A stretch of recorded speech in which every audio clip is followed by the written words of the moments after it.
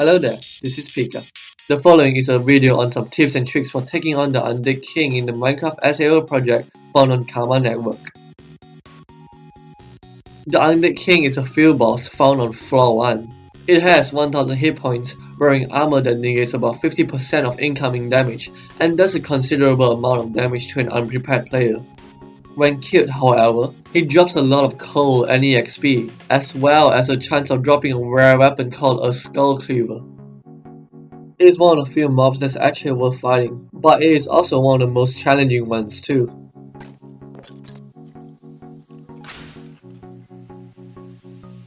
In terms of special abilities, the Undead King has a ranged attack where it spews out ice, which blinds and immobilizes the players who are hit, dealing a whopping 20 hearts of damage to the player.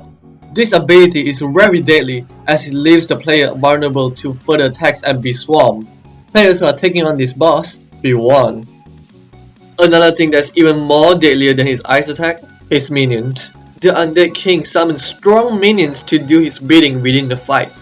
Known as roaming undeads, they deal as much as 13 HP worth of damage to the player every hit. This troublemaker does not end here though. They also have a hidden leap ability. The roaming undead jumps at the player, dealing as much as 34 health of damage. The ability only activates when the roaming undead is able to land a hit on the player, but the 47 damage combo is scary enough to prioritize them over the boss. Here are some facts many players might have missed. The ice attack has a 20 seconds casting cooldown, and the boss only summons 5 minions into the fight whenever its hit points reaches 90%, 60% and 30%. With a 20 seconds cooldown, this means once the boss casts the spell, the player has a 20 seconds window to deal as much damage as possible without worrying about it.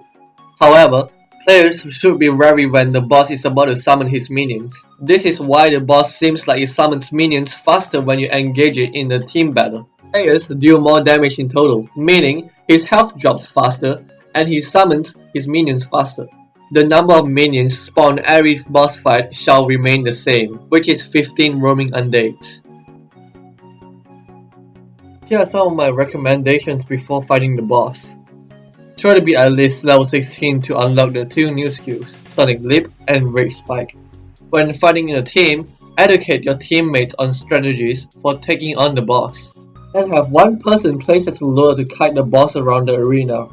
Saving your highest DPS skills for when the minions spawn is almost crucial for success. In this replay, me and Rapper was able to pull off a Rage Leap combo right as the minions spawn, eliminating them before they can even attack. Over here, although we actually didn't have a chance to pull off the combo again, we made sure to attack the minions first before taking on the boss. In this situation, the minions are actually the main threat to us. Compared to the damage the minion can do, the Undead King's 17 melee damage don't really pose much of a problem.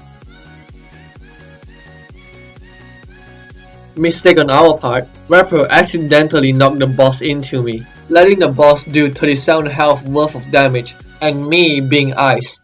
Despite being unable to see, just retreat into a safe distance where I won't be engaging with other mobs. If I had my vertical skill and was surrounded by minions, I would have used it so that I can jump out before getting swarmed. Vertical is a very good defensive skill for escaping, as well as buying time and being a good way to set up for a combo. A lot of battles are actually just kiting the boss around while waiting for the skill cooldowns to go down. The issue for these slow-paced battles is that the enemies hits much harder than the player can regen. Without health pots, the player would regen 1 health every 4 seconds, like in vanilla Minecraft. I really wish they fixed this soon enough. Health pots are too expensive and heals too little. And each hit from the minions takes more than a minute to heal up. Eventually, when more powerful mobs are introduced, the total time to regenerate will just increase exponentially. For now, it is important to take as little hits as possible.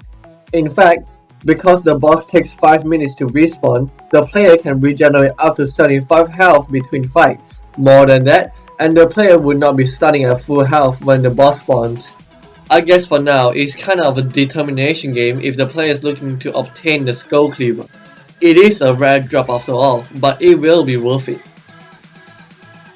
I recommend checking out the wiki if you need more help taking out the boss. There are lots of information to be found there, along with a few more explanations on skills to choose for the battle.